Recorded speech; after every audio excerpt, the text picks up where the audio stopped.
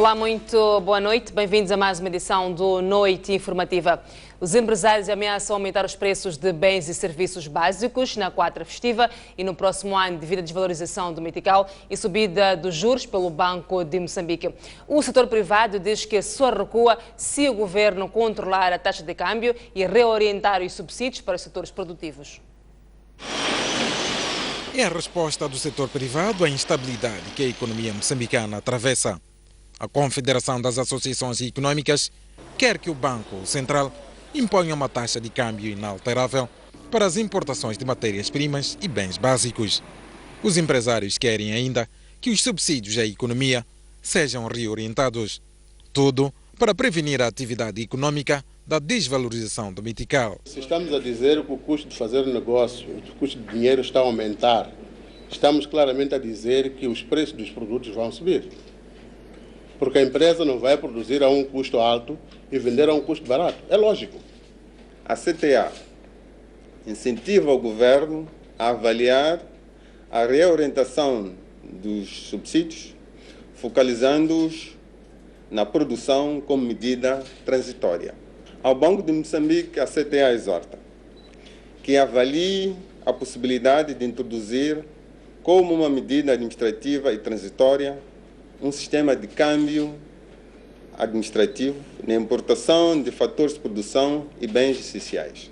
A CTA diz que as decisões recentes de aumentar os juros de mercado e retirar os subsídios à economia estão a sufocar as empresas e a desincentivar a produção nacional. O impacto negativo far-se-á sentir mais nos setores endividados, nomeadamente a indústria, com cerca de 11,46%, construção e obras públicas, com 7,66%, e transportes e comunicações, com 6,66%.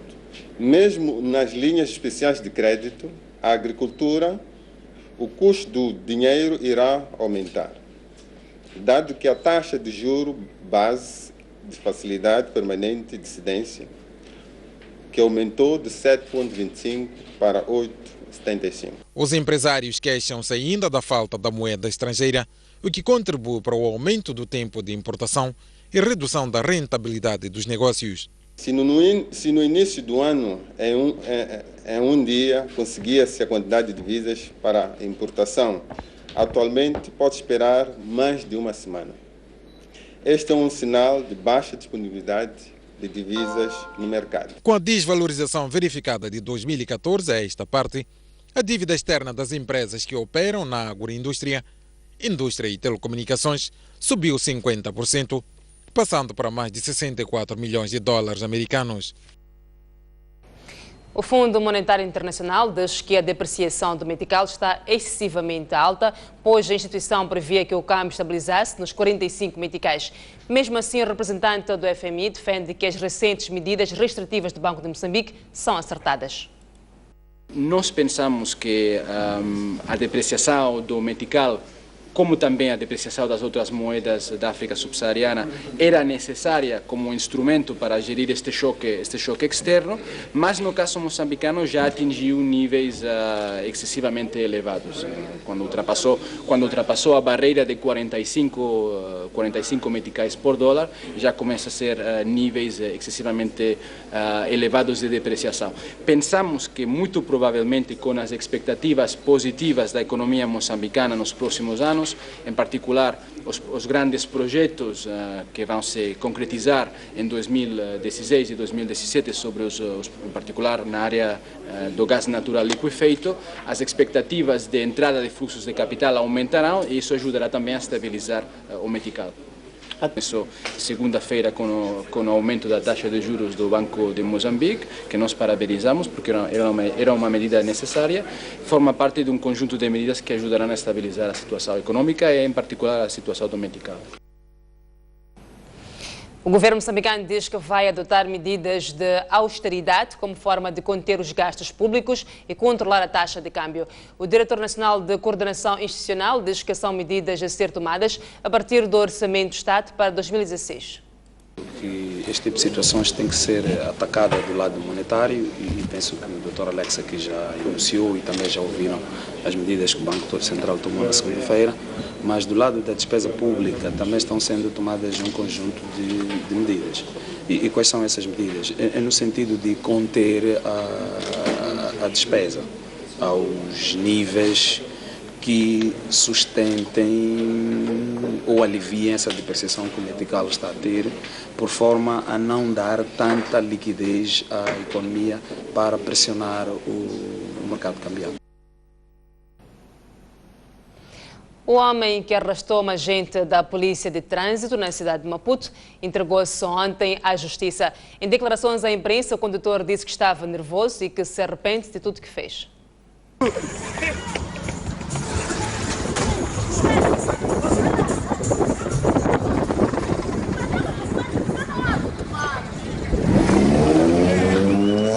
O condutor responsável pelo arrastamento da Polícia de Trânsito entregou-se à Justiça esta terça-feira, 10 dias depois do sucedido.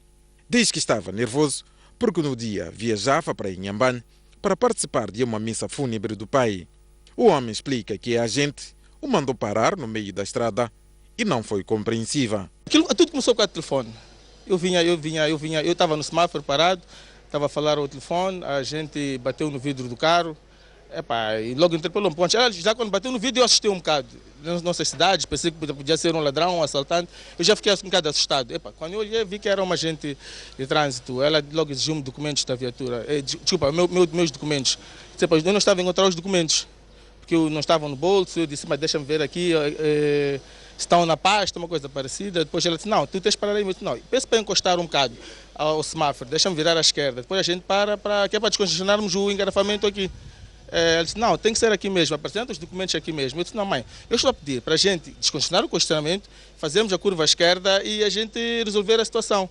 Eu disse, não, ela sempre insistiu, tem que ser aqui. Eu pronto, disse, não, deixa-me então virar. Quando eu faço a curva à esquerda, a gente logo pegou na viatura. A partir do momento que a polícia pôs-se em frente do carro, eu devia ter parado, isso não resta.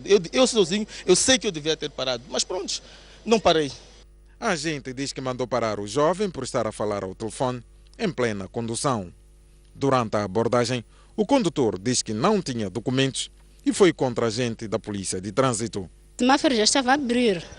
Quando o semáforo abre, ele pôs o carro dele a andar, veio em minha direção nos meus pés, ele me bateu os pés. Eu quando vi que ali não tinha como nem ir para o lado, nem tive que pular, fiquei no capão dele. Quando fico no capão dele, daí ele virou pela 24 de julho para quem vai à Guerra Popular. Então, foi comigo, chegou na Filipe Samuel Magaia, eu em cima do capão, desvia pela Filipe Samuel Magaia. Daí ele começa a fazer zigue-zagues para ver se eu caio. Ao fazer zigue-zagues para ver se eu caí, mas tinha segurado bem o capão. Ele começou a me rastejar. Me rastejou quando chegou na Filipe Samuel Magaia com o Oxmini. Ele abranda a marcha da viatura dele. Então, quando eu vi que ele abrindo a marcha, aí dava para eu largar o carro dele. Quando eu larguei o carro dele, e ele foi embora. A polícia critica a reação da agente e diz que o automobilista será responsabilizado. Independentemente da atitude da gente ter sido inadequada naquela altura, portanto, em que ela estava a trabalhar, independentemente de ter havido excesso de zelo por parte dela, nada justifica o comportamento daquele automobilista que colocou em perigo a vida, portanto, daquela agente. Porque o que ele fez constitui um tipo legal de crime, o indivíduo encontra-se aqui detido e vai responder, de certeza, pelo seu comportamento. Desacato às autoridades. E para analisar este tema, a Noite Informativa recebe Dr. Elísio de Souza, que é advogado, e também António Frangolos, que é criminalista. As duas, muito boa noite, bem-vindos à Noite Informativa. Bem, como acompanhamos, 10 dias depois, o jovem que arrestou a agente da polícia entregou-se, não é, à justiça. Doutor Elísio, de fato o jovem cometeu uma irregularidade, falava ao telefone enquanto conduzia. Mas como é que analisa esta situação de um modo geral? Bom, boa noite a todos os telespectadores da STV Notícias. Boa noite, Selma. Boa noite, Dr. Frangolos. Portanto, mais uma vez, obrigado pelo convite que me foi formulado. Bom, primeiro primeiro, não me resta mais dizer, senão é lamentável, para começar, é lamentável a atitude, primeiro, deste cidadão, que, portanto, no lugar de um comportamento idôneo de um cidadão, ao ser abordado, não é? No lugar dele, portanto, colaborar com a polícia, colaborar com as instituições, portanto, de manutenção da ordem pública e da segurança rodoviária, acabou, digamos, desobedecendo a ordem, e não só desobedeceu, como acabou praticando outros ilícitos, penso que poderão ser analisados com mais pormenor. Mas primeiro dizer que é lamentável. Agora, em relação à atitude da agente da polícia, também parece-me que foi uma espécie de excesso de zelo, porque sem, portanto, querer dizer que a polícia não pode agir, mas eu penso que houve, de algum modo, um certo excesso por parte desta gente ao ter se pendurado na viatura. E analisando, portanto, as versões de ambos, não nos resta muito senão dizer que parece-nos que houve alguma espécie de um descuidado no perigo que ela corria, porque felizmente tivemos a sorte de ter imagens gravadas por um videoamador, não é? Diga-se, mas são imagens que pelo menos demonstram como é que a coisa, ou pelo menos a parte inicial do caso, porque isto é muito importante, porque muitas vezes os tribunais têm se debatido com o problema da prova e houve essas partes e às vezes o tribunal pode tomar decisões sem necessariamente ter uma imagem daquilo que aconteceu, e neste caso estas imagens parecem-me ser suficientes para avaliar pelo menos aquilo que foi o início. Agora, é claro que ao decorrer do tempo e as imagens também não reportam o pós aquele momento, então há tanta coisa pode ter acontecido, mas uma coisa é certa, é que aquele indivíduo acabou ferindo um agente da Polícia de Trânsito em serviço e acaba sendo este um crime, pelo menos punido nos termos do Código Penal, como ofensas corporais de agente da autoridade. Dr. Frangolos, qual é o seu posicionamento? Bom, em primeiro lugar, dizer que milita a favor do infrator a atenuante de ter, portanto, se apresentado. E não só de se ter apresentado, como também a contrição mostra, por conseguinte, o seu arrependimento. Mas como nós encontramos patente mesmo no colega dela, há uma arguição do excesso de zelo, eu ainda ia um bocadinho mais longe. O que acontece é que sempre deve-se colocar em confronto duas situações: a necessidade de se agir de uma determinada maneira, ou então a gratuitidade de se agir de uma determinada maneira. Quer dizer, para tanto tem que se fazer sempre o confronto do que estiver em perigo, em jogo, do que tiver sido violado. Neste caso concreto, e até se reconhece nas palavras dela, vamos ver o que é que teria dado a causa. Estava a falar ao telefone. Não restam dúvidas que é uma infração. Mas esta infração, passível apenas de multa, não justifica ela arriscar a sua própria vida para evitar um infrator de uma coima, de uma, como é que nós chamamos, contravenção. Portanto, por parte dela, diríamos até que este excesso de zelo pode muito bem traduzir-se até numa imprudência. Portanto, é verdade que o autor também vai agir de um modo impróprio, não era daquela maneira que devia ter agido. Então encontramos aqui que a agente da polícia não devia ter agido daquela maneira e o agente infrator também não devia ter agido daquela maneira. O agente infrator, com a sua ação, pôs em perigo até a vida da própria gente. E partindo do princípio que o direito penal é um direito de culpa, nós podemos afirmar até peremptoriamente que naquela altura não há por parte dele a intenção, mas há uma intenção que se forma muito, digamos que instantaneamente. Vou fazer isto agora. E essa sua decisão, essa sua resolução leva sempre um selo de negligência, quer dizer, fez não devendo fazer. Não pode, de modo algum, o juiz que vai julgar o caso dizer que este momento de culpa é dolo.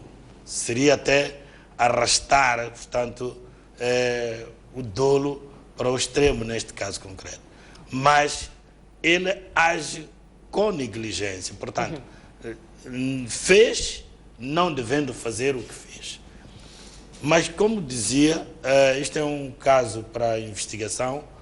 E investigação por quê? Porque nós vimos as primeiras imagens. Mas, se formos a confrontar com as declarações da gente, vai mais do que as imagens que vimos. E em direito penal, terá que se comprovar isso. E se não se comprovar isso, haverá uma aplicação de um princípio que é um princípio salutar em direito penal, que é o princípio da indúbio pro réu. Exatamente para aí que nós vamos. Eu vou pedir ao meu realizador que coloque novamente as imagens e vou citar aquilo que foi dito pela gente. Durante a entrevista, essas imagens, Reginaldo, mesmo ali onde a gente coloca-se em cima do capô do carro deste cidadão. Vejam esta parte da reportagem. O tempo. Reginaldo, pode deixar as imagens correrem? Ok. Durante a entrevista, ela disse que o automobilista que estava no semáforo arrancou no sinal verde e foi em direção aos pés dela, motivo pelo qual ela saltou para o capô do carro do cidadão. O que é que vocês, qual é a leitura que fazem destas imagens? Será que reflete mesmo? Ali ela já está em cima e o automobilista está a entrar. Sim, mas ela ainda estava a falar com o automobilista? O automobilista é o de amarelo? Sim. Ou não? É o... Pode passar outra vez. Olha, não, camisas riscas. Camisas riscas, Sim. É o automobilista. Ainda estão a ela falar... Ela já está em cima. Mas ela teve tempo de sair. Teve, não só. O automobilista está a entrar, ela já está empoleirada. Sim. Portanto, não faz sentido que o cara arrancou contra os pés dela, não sei. Daqui o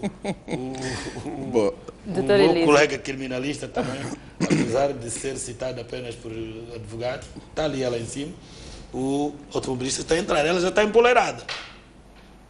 Doutora Elise, qual é a sua opinião? Vamos pelas imagens, estamos a fazer a leitura das imagens. Exato, isto é uma interpretação mesmo fiel às imagens. Olha, eu penso que não parece que esta versão da gente possa proceder, não é?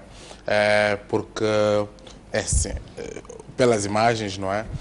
Em princípio, se alguém está a ser atacado por uma viatura, a tendência é sempre esquivar-se, não é?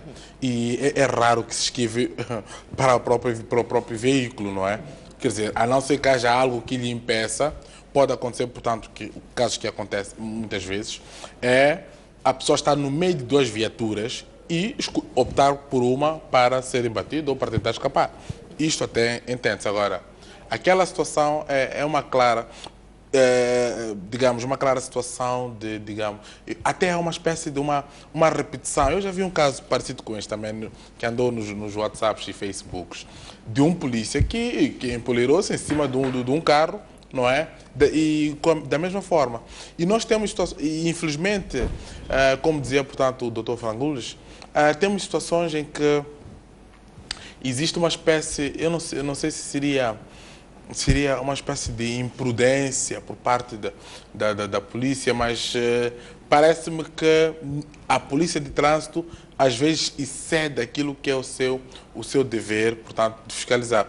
O que a polícia faz? É fiscalizar e, quando há infração, deve autuar e convidar a pessoa, portanto, a pagar a multa voluntariamente. Ora, não me parece que seja a atribuição da polícia de trânsito, não é? Por exemplo, meter a mão na viatura das pessoas e tirar a chave, o que acontece, que é frequente. Isto, para mim, parece ser mais uma espécie de excesso de zelo do que necessariamente uma situação normal. Esta situação, como disse, parece-me que já havia uma espécie de um hábito da polícia, portanto, como forma de parar os automobilistas, fazer a chantagem do corpo. Mas me parece que neste caso, infelizmente, acabou correndo muito mal. E, portanto, não quero por aí legitimar e até iria... E também, doutor Elis, tem sido frequente a polícia aparecer repentinamente no meio da estrada ou mandar parar do lado oposto, ou mesmo no semáforo. É uma atitude correta? Exato. Bom, em princípio, nós não temos não sei, salvo o melhor entendimento, talvez o doutor Frangos me corrija, mas não sei se temos um regulamento que determina claramente os pontos em que o polícia deve, quer dizer, existe uma orientação geral que eu conheço. Agora, que proíbe, por exemplo, a polícia de atuar nos semáforos ou de atuar, por exemplo, há um exemplo que até aconteceu há bem pouco tempo, nas faixas centrais da Eduardo Mondlane, não é que a polícia raramente fica lá, costuma ficar nas laterais, mas houve um tempo que houve uma campanha de ficar a fiscalizar dentro das faixas centrais. Sim. Bom, eu não sei se isto é legal ou não é legal, não me parece haver qualquer limitação em relação a isso. Agora, o que tem que haver é que a polícia tem que agir com prudência e, porque está a fiscalizar, nem sempre deve avisar onde é que está. Aliás, é a característica do próprio ato de fiscalização, o efeito surpresa, não é? Porque senão, se a gente sabe que o fiscal está a vir, bom, muitas vezes é difícil apanhar a infração.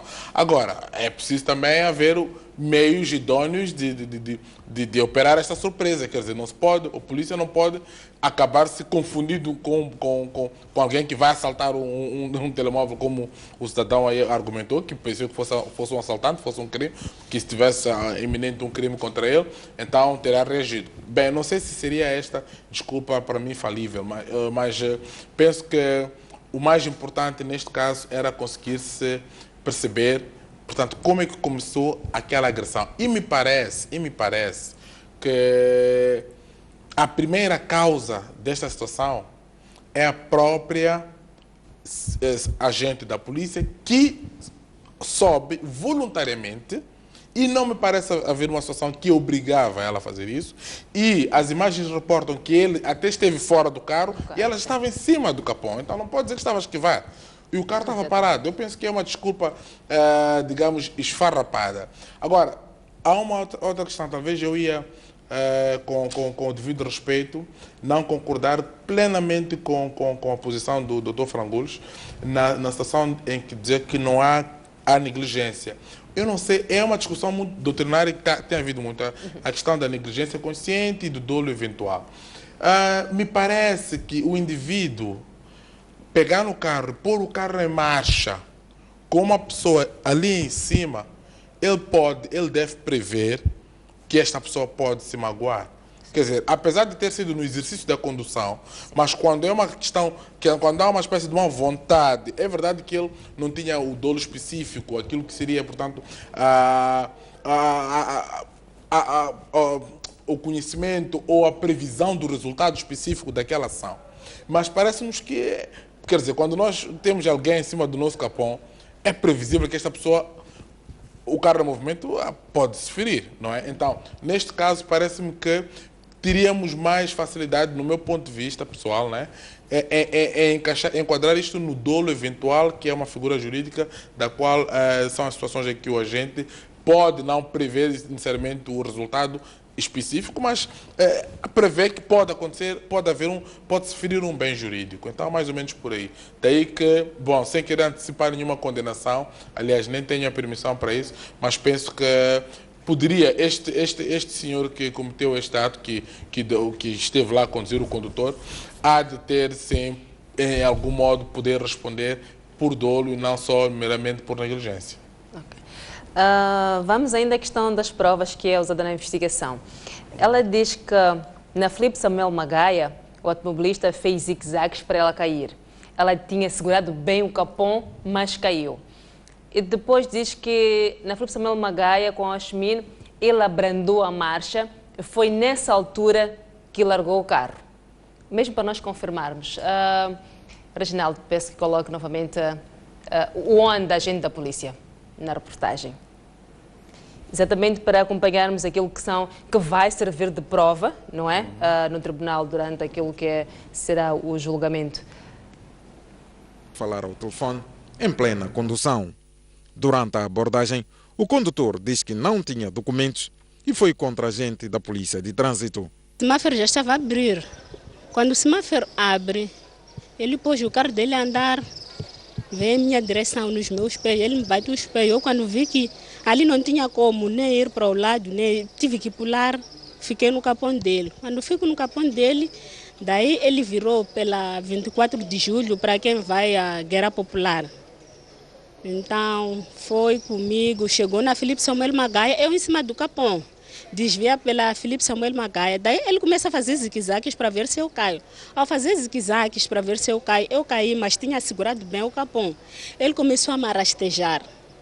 Me arrastejou quando chegou na Filipe Samuel Magaia com o Yasmin. Ele abranda a marcha da viatura dele. Então, quando eu vi que ele abrandou a marcha, aí dava para eu largar o carro dele. Quando eu larguei o carro dele, e ele foi embora. A polícia critica a reação da agente e diz que o automobilista... Há uma contradição nas declarações da agente ou não? Ou é minha percepção só? E aí eu acredito que haja. Até porque é uma parte que não repetiu agora, que na outra peça ela referia nos zigue-zagues que ela caiu, mas ainda pareceu a ser arrastada. Exatamente. Então, me pareceu haver uma contradição muito forte. Mas há uma coisa que nós temos que purificar em termos de conceito. Nós estamos a analisar uns factos, mas depois temos que indiciar. Resta saber qual é a indiciação dos colegas, porque, por mim, até nem deviam ser os colegas a tomar conta desta situação. Devia ser o Ministério Público. Okay. Pura e simplesmente para podermos fazer jus às suspeições que vêm no Código de Processo Penal em relação aos juízes, aos procuradores, mas também acabam apanhando os próprios agentes da autoridade, porque quando a polícia faz o trabalho judiciário, portanto, com o fim de um processo ir até o tribunal, eles também são abrangidos pelas suspeições de impedimentos por aí fora. Portanto, por mim, quem deve tomar conta desta situação não pode ser a própria corporação. Okay. Porque há toda uma tendência de haver um corporativismo e isso acaba enfermando a coisa. Mas agora, vamos para a indiciação. Nós não podemos ir para uma indiciação de homicídio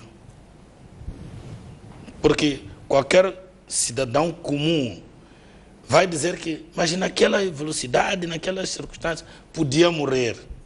E aí levar a uma indiciação, induzir ao juiz ou ao Ministério Público a acusar a pessoa por um homicídio frustrado ou tentado. Não pode ser. É daí que eu digo que, na altura, não há nenhuma intenção. Portanto, o automobilista não diz que eu vou fazer isto àquela polícia. Quando aqueles factos se dão, nós temos que nos condicionar, né, nos regular pelos factos. Ela, a gente, neste caso concreto, que até já estamos a começar a colocar dúvidas, né, mas só aquele facto, aquele ato, nós podemos dizer, ok, qual era a intenção dele naquela altura. A própria gente diz que ele faz zigue-zague para ver se eu quê? Se cai. Se eu caía. Ora, não diz que queria, atirou-se contra uma parede, contra um muro, que era para me esmagar contra essa parede. Portanto, podemos suprimir in limine qualquer coisa que se pareça com uma tentativa de homicídio. Estamos quites aqui. Ok. Agora ficaríamos com o quê? Com ofensas corporais. É claro que ele, naquela altura, a intenção não é ferir, mas não se importa que a gente fique ferido. E, eventualmente, até pode encontrar a morte. Estaríamos perante um homicídio preterintencional, que foi para além da intenção. É que ele, naquela altura, faz o zigue-zague. Involuntário? Não é involuntário. É assim, e eu quero as ofensas corporais. Sim. Todavia, a ação vai para além da minha intenção e a pessoa encontra a morte. Préter, do latim, quer dizer para além de. Então, é verdade que até pode surgir a morte daquela ação que nós ali assistimos. Mas nós, como intérpretes, não é, da lei penal especial, nós não podemos nos guiar por emoções. Nós temos que ser muito concisos e concretos. E até podemos pegar nas próprias palavras, porque as palavras da gente estão em função do que ela viveu naquela altura. Diz que ele começou a fazer zigue-zague para ver se eu caía. Mas parece que diz que não caiu, ou depois caiu, não, depois arrastou. Ela diz que segurou bem o capão, mas caiu. Caiu. Sim. Mas depois arrastou-lhe tudo. Depois então, arrastou-lhe e depois ela abrandou, nessa altura ela largou o carro. Exato. O importante aqui é exatamente que ele fez zigue-zague para ver se sacudia a gente e caía. Ora, isto aqui, o agente naquela altura, de tal maneira instantânea, é uma resolução, não restam dúvidas, é um momento até volitivo, não é? Ele quer uma determinada coisa, até ilícita e criminosa. Quer dizer, que a pessoa caia. Né? Okay. E este cair pode muito bem resultar muita coisa. Ferimentos é o mais provável, mas até pode resultar a morte, porque pode cair e bater com a cabeça no lacio e encontrar a morte. Ora, nós, os intérpretes da lei, não podemos ser emocionados. Nós temos que estar em condições de dizer que o agente infrator, nós reconhecemos que ele nem devia ter feito aquilo, tudo mais, mas ele não queria a morte da gente.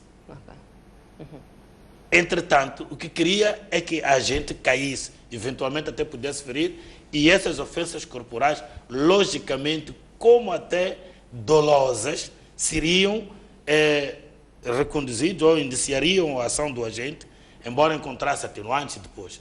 Mas, eventualmente, até podia dar a morte. E essa morte tinha que ter nome. E o nome continuaria a ser ofensas corporais. Portanto, não tinha intenção de matar. Mas como morreu, e não foi de morte natural, chama-se homicídio. Então, que homicídio é? Homicídio para além da intenção do agente. É o que poderia vir a resultar. Mas, neste caso, na acusação, já nem entra, porque não chegou a acontecer. Caiu, não bateu, tudo mais. Então, se ela feriu-se e tudo mais, está dentro daquilo que é a indiciação, a interpretação dos factos que se deram e por a ação do agente. Não foram factos que se deram por ação natural, da trovoada, da chuva e por aí fora. Pela vossa experiência, quando uma das partes tem declarações contraditórias, o que significa isto na investigação? Não, isto é natural na investigação. As contradições, não vou dizer que são necessárias, mas são naturais. Então, isto vai dar até aquilo que se chama o interesse da investigação. É que a investigação tem que tratar de sanar as contradições. Não digo contradições entre as duas partes, mas quando eu mesma tenho declarações contraditórias. Sim, sim, sim. Okay. É que as declarações contraditórias vão também dar uma contradição entre o que aconteceu e o que estou a dizer. Okay. Então, o agente primeiro, que vai investigar o processo, terá que estar em condições de poder afastar, não é, tudo que não for chamado ao processo, tudo que for contradição, porque a todo momento, mesmo no ato da investigação, o princípio de indúbio pro réu está presente, ok? Não o da inocência, o da indúbio pro réu. E o processo não termina simplesmente no agente investigador, como vai também para o Ministério Público para a dedução da acusação. O acusador, o procurador, neste caso concreto, só poderá acusar em relação àquilo que estiver dado por provável, no mínimo, na fase da acusação. Dado por provável, porque ainda terá instrução contraditória e o próprio julgamento, que é o momento próprio para a produção da prova, o juiz é que não pode levar para a sentença nada que não tenha tido certeza e consciência de ter acontecido. Portanto, nós encontramos uma certa paixão na análise das questões em relação aos colegas. E eu continuo a dizer, e gostaria que amanhã ouvisse dizer que não. Neste caso concreto, quem está a investigar é o patrono, até diria patrão, mas fica mal em direito, o patrono da instrução preparatória. O patrono da instrução preparatória é o Ministério Público. Talvez para acrescentar só um aspecto em relação a esta questão da contradição. É preciso também que nós... Mesmo para acrescentar, não será que em algum momento se quer esconder alguma coisa quando somos contraditórios? Pois, primeiro, temos que saber o que é contradição, em termos de direito, em termos, portanto, jornalísticos. Porque as declarações dadas à imprensa, se não estão no processo, não podem ser tidas como declarações formais, não é?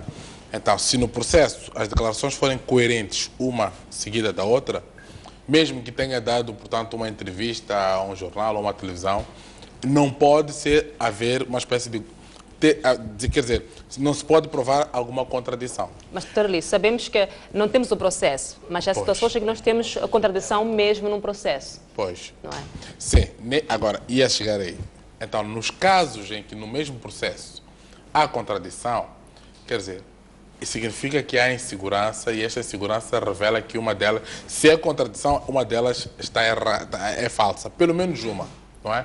Podem ser 2 ou 3 ou 4 versões, pelo menos uma é falsa. E quando o juiz, portanto, ou o juiz do Ministério Público apercebe-se de que uma é falsa, isto pesa contra o declarante, ou contra a testemunha, ou contra aquele que presta a declaração. No sentido em que mostra que esta pessoa, portanto, primeiro está insegura daquilo que diz, aquilo que se diz não é de tal modo fiável como poderia ser, acaba sendo, por exemplo, para uma testemunha isso é perigoso, até pode levar a uma espécie de detenção por perjúrio, não é? Se descobrir em tribunal que acabou entrando em flagrante contradição. E depois, para um réu, em princípio, o réu é verdade que não tem direito de mentir, mas não é obrigado a dizer a verdade. Exato. Só que isto supesa em termos de personalidade. Isto mostra que é uma personalidade, primeiro, que não está arrependida, se é que é um réu confesso, e acaba sendo não necessariamente uma agravante, mas em termos de avaliação da personalidade para a atribuição de uma pena mais leve, isto pode, de algum modo, pesar na consciência do juiz, porque o juiz vai julgar com base na lei e na sua consciência. Não é? Então, é daí que a contradição nunca ajuda no esclarecimento de um facto, porque se alguém está seguro daquilo que aconteceu, tem que ser necessariamente coerente, a não ser que se prove que possa ter algum problema de memória que não lhe permitiu, numa certa altura do processo, lembrar os fatos como eles aconteceram, mas que depois, com algum tratamento ou com o avançado de algum tempo, possa depois recuperar desta memória e voltar ao seu juízo normal. Só nesses casos é que esta contradição pode não ser de tal modo prejudicial, mas nos outros casos é prejudicial e revela, portanto, uma espécie de uma má atuação ou uma falsidade daquelas declarações, logo é uma testemunha ou uma declaração não muito convincente e pode supesar contra o declarante.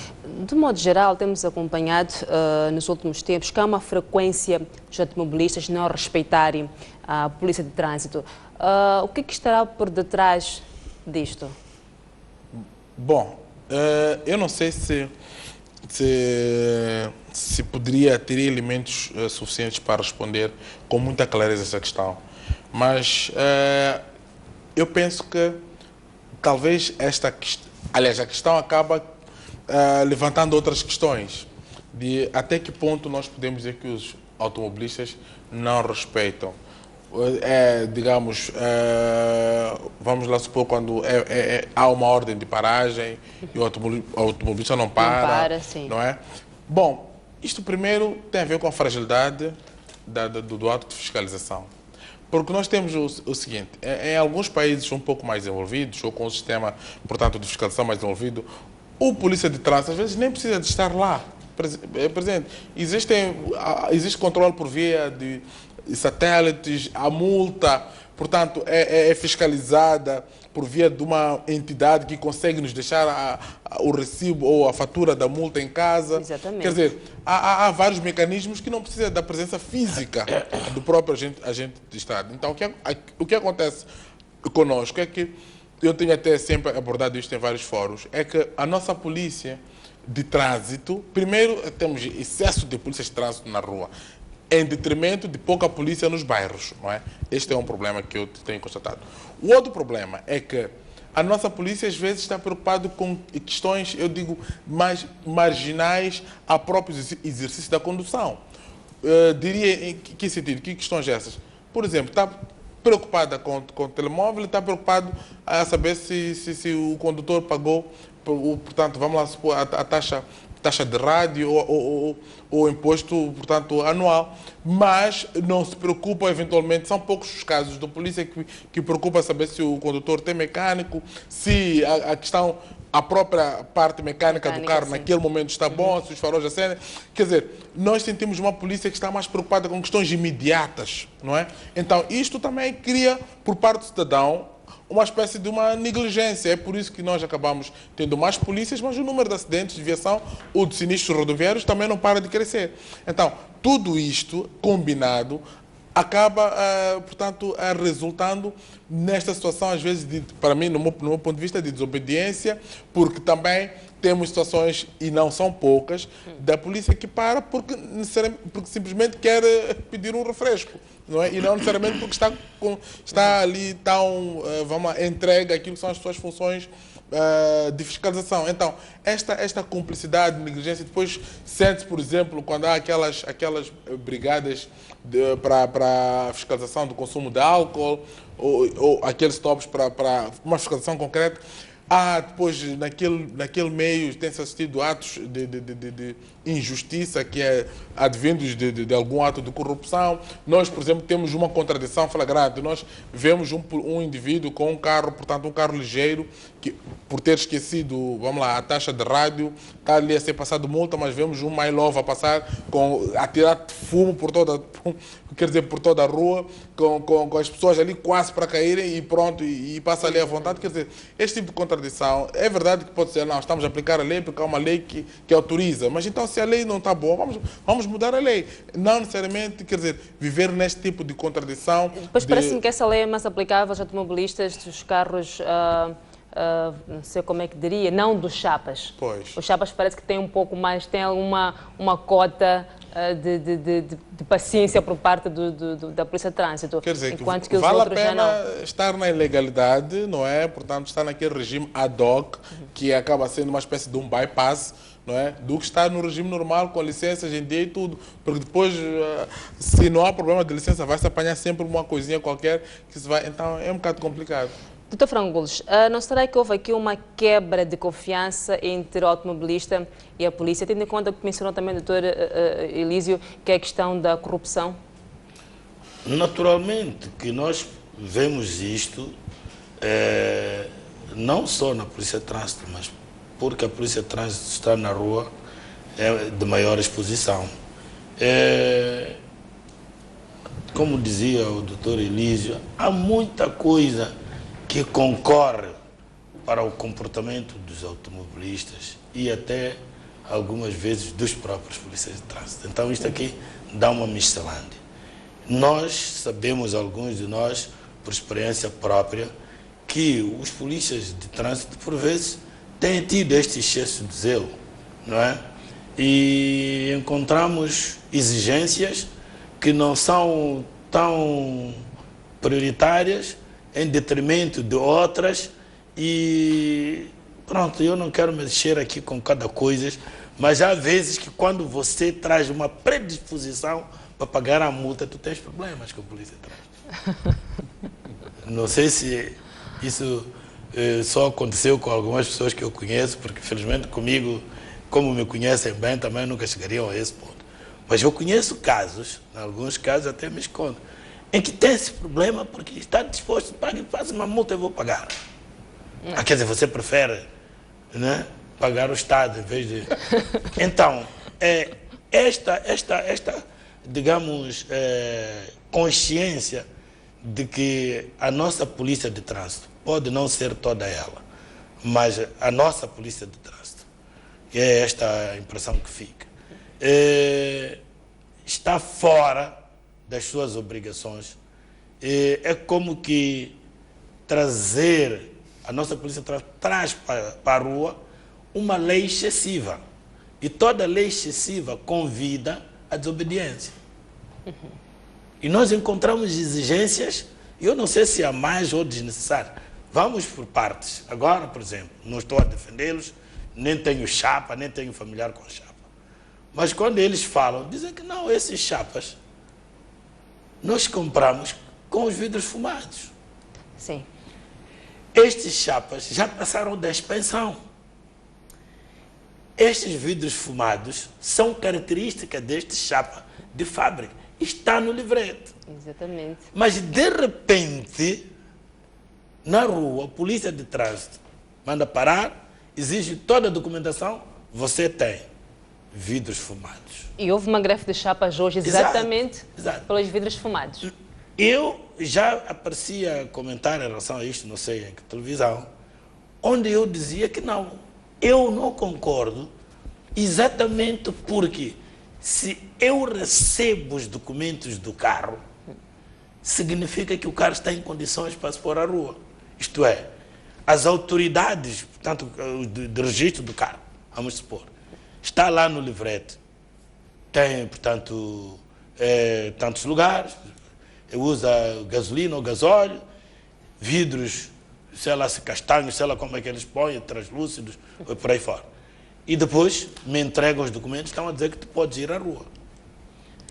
Exatamente. Então, para além disso, há uma coisa muito mais grave, mesmo naqueles casos em que o indivíduo, o cidadão fumou os vidros aqui. Aquela empresa que está a fumar não é clandestina. Eu posso levar amanhã de manhã, pelo menos, onde eu já fumei os vidros por sei lá quantas vezes, né? É uma empresa que paga impostos e tudo para fumar os vidros. Então, não se justifica que o Estado licencie alguém, uma empresa para fumar vidros, e depois há um outro indivíduo que, representando o mesmo Estado, tem que tirar os vidros. O fumo, vamos lá, dos vidros. Quer dizer, aqui há uma contradição muito grave. É preciso banir, se quer combater, é preciso banir as empresas. Não, talvez para acrescentar... E não só, deixa-me chegar lá, não só. Nós temos que criar uma lei para dizer quem tem direito de andar com vidros fumados. Porque estamos aqui a falar do chapa, a falar de um privado coitado, mas nós encontramos várias pessoas com um certo nome e outras pessoas até protocolares que têm vidros fumados, carros com vidros fumados. Então, num Estado que se preze, num Estado de direito, não faz mal a ninguém eu ler a lei e ver se eu estou lá dentro daqueles que podem andar dentro de um carro com vidros fumados. Isto é de bem, ou não fica bem? Portanto, o Conselho de Ministros ou uma lei da Assembleia tem de dizer, porque de contrário nós vamos encontrar o comandante de coisa distrital, pode fumar quatro porque representa o comandante da Polícia Geral, e o comandante geral anda com vidros fumados. Nós podemos encontrar um administrador porque representa o governador, por aí em diante. Então, é preciso que isto se institucionalize por lei. Quem tem o direito de andar com carros de vidros fumados? Senão... Exato.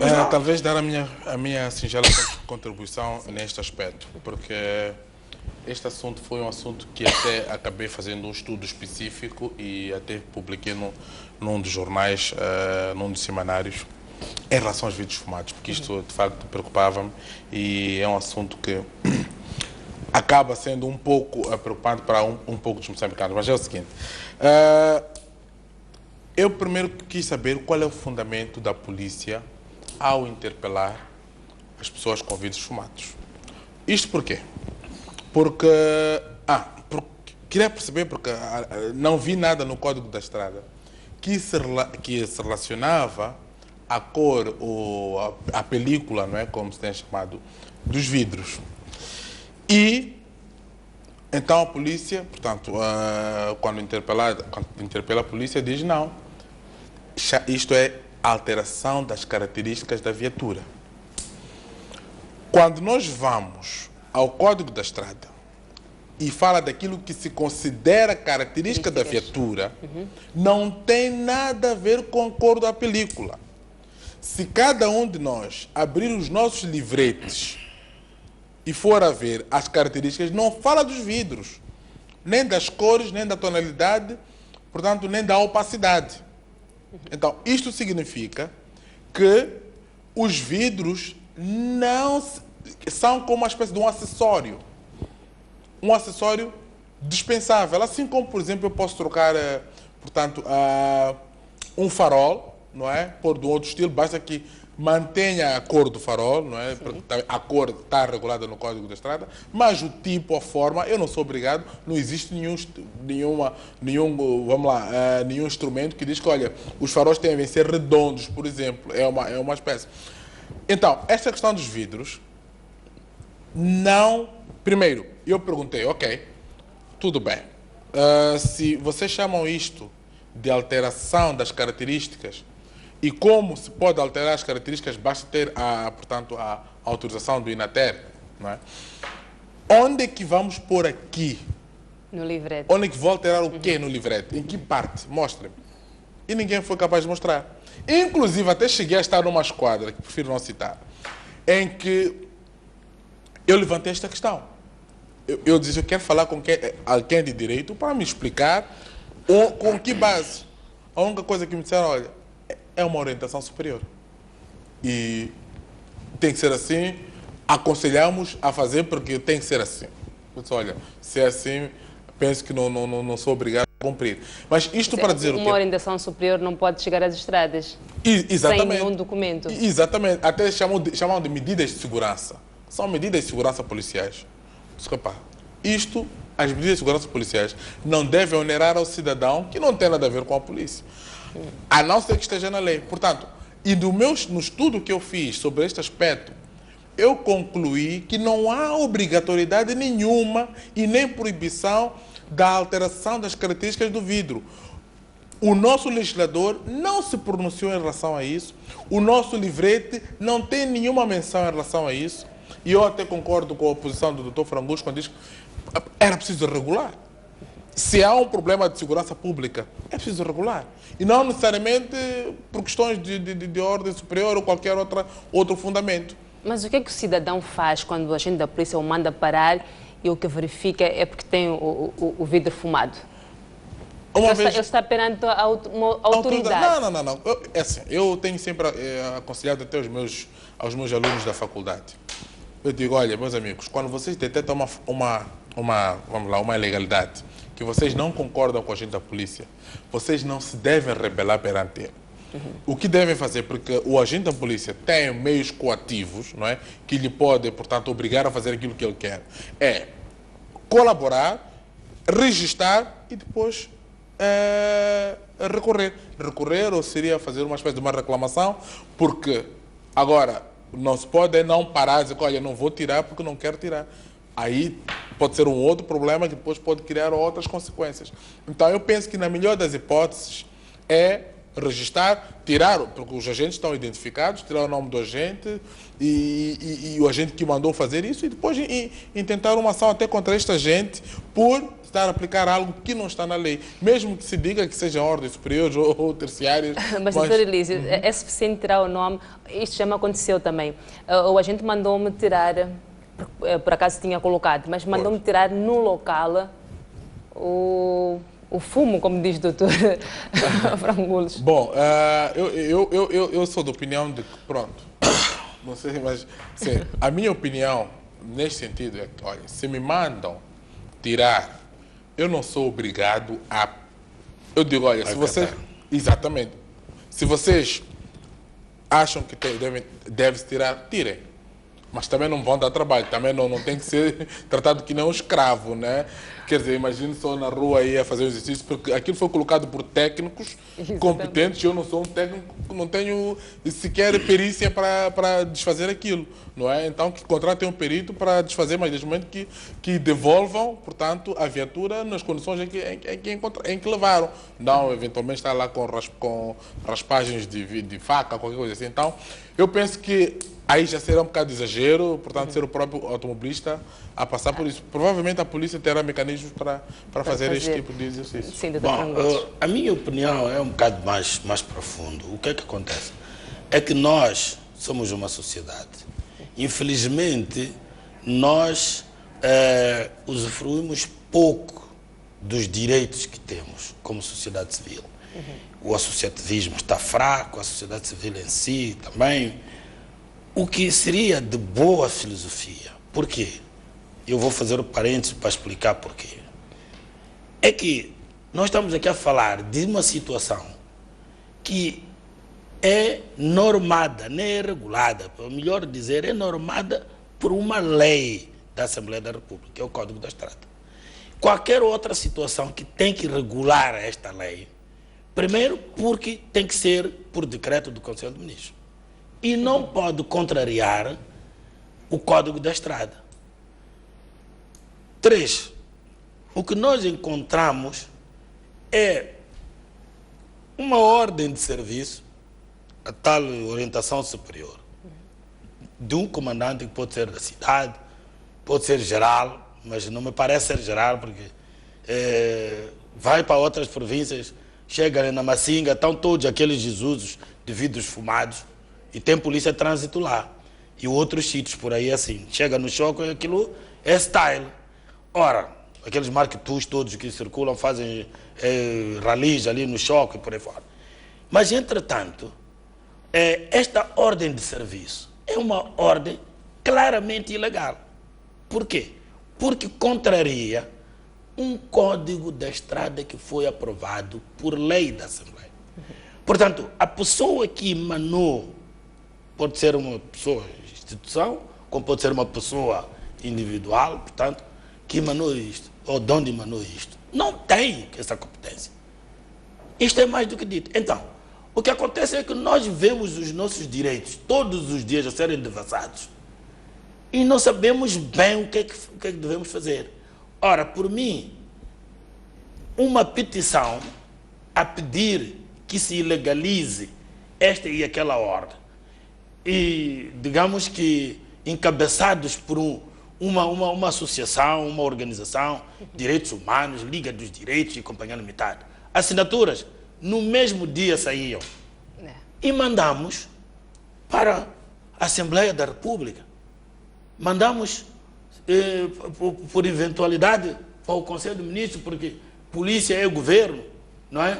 Depende do Ministério do Interior, do Ministro do Interior. E o Ministro do Interior do Conselho de Ministros depende do Conselho de Ministros, ou mandamos diretamente para o Ministro do Interior. Quer dizer, nós temos que reagir perante uma devassa dos nossos direitos.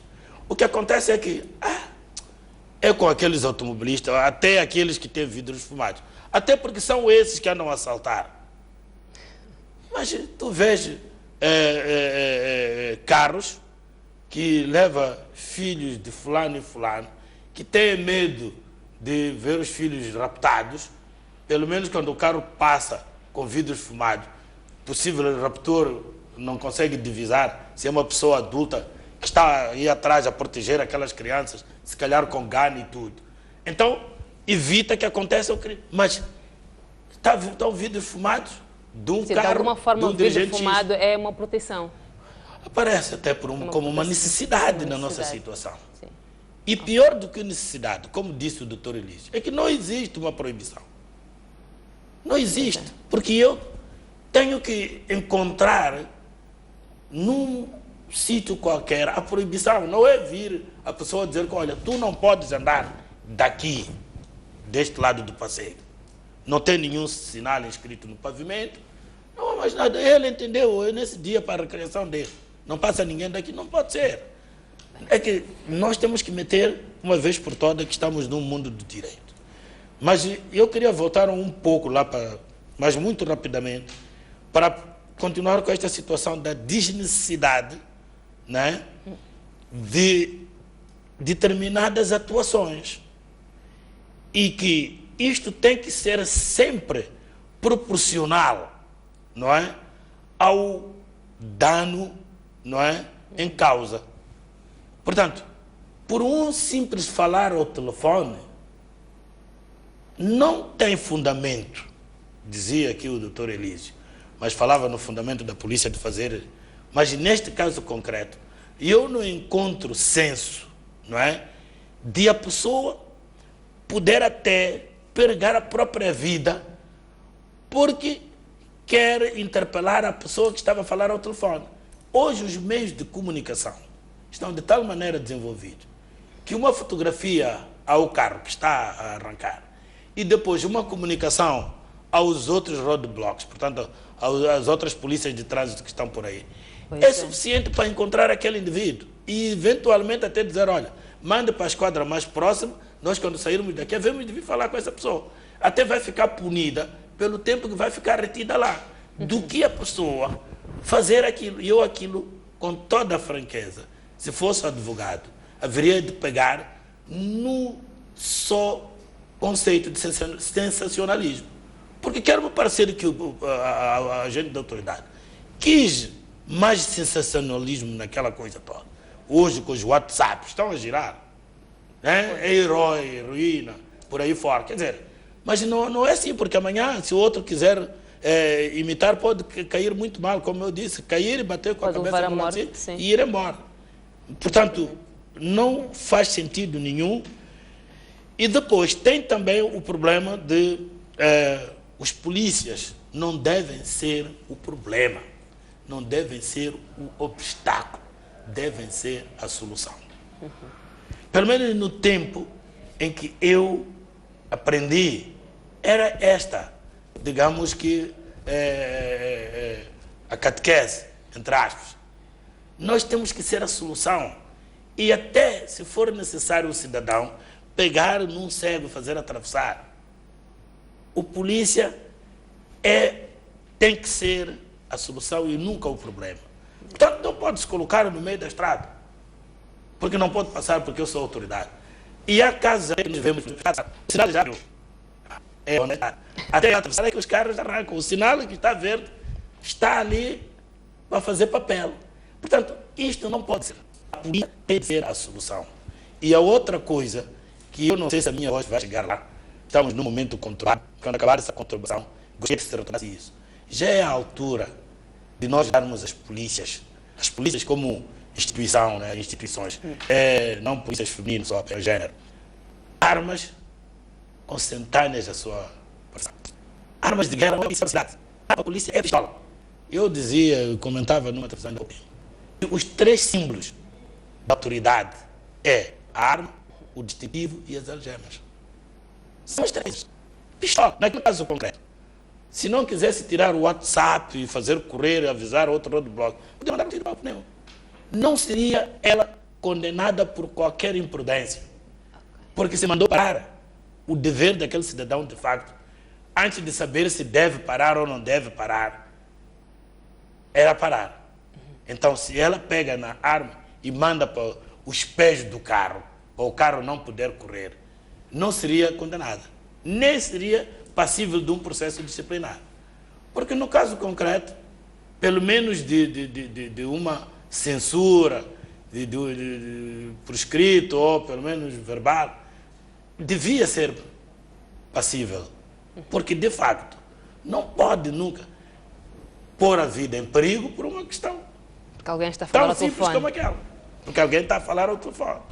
Vamos a um breve intervalo. Nós já voltamos ainda com a análise. Até já.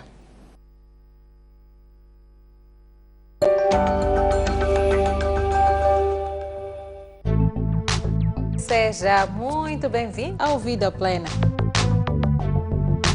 Olá, paz. Ninguém jamais odiou o seu próprio corpo. Há quem diga que quem casa, quer casa. Há muita gente que, infelizmente, pertence ao partido de adiamento.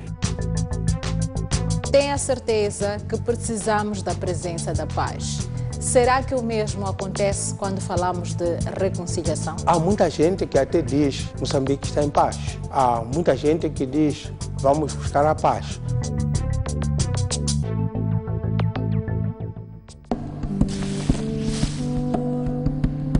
Reduzem os níveis de precipitação e aumenta a vulnerabilidade das populações. Vamos enfrentar.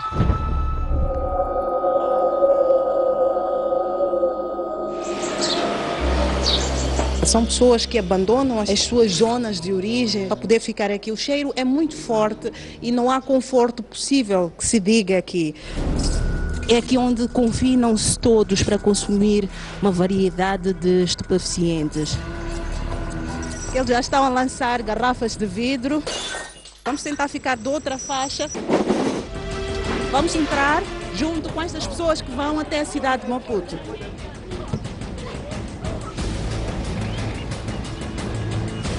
Olá, eu sou a Selma Inocência, junte-se a mim no Grande Plano, aqui na STV.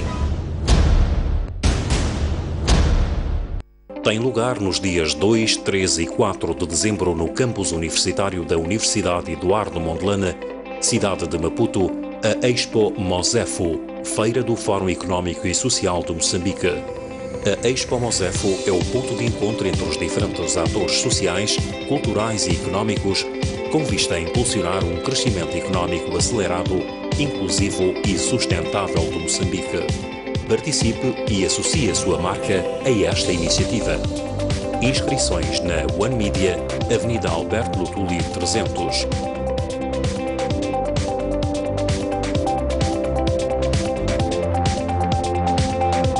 Mosefo, um desafio ao futuro.